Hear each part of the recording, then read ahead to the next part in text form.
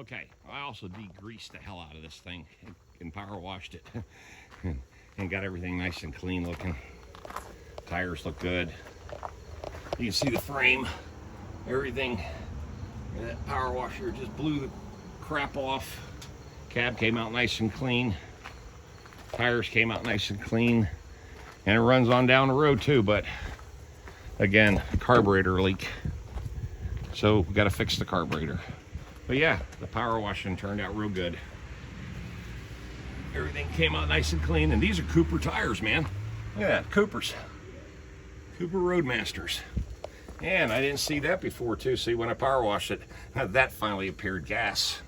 Nice. And here's my redneck seat cover. That's right, a bunch of duct tape. Cab's all nice and clean now. Windows are clean. Floorboard's clean. Mat's clean. I took that little nasty seat cover up, and of course I had a big hole right there, but I fixed that. So there we go. More work, but it drives, it runs. Now we just got to fine tune this thing. Just got to fine tune it, that's all. Okay guys, let me get out of here. And I'm bringing along another adventure when I get this thing, put a new carburetor on it and get it running good.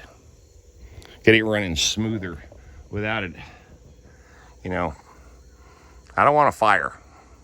That's the last thing I want is an engine fire. That would be a catastrophe. But anyway, I'll talk to you guys later. But she is clean. Look at that. Nice, huh? Cleaned up real good.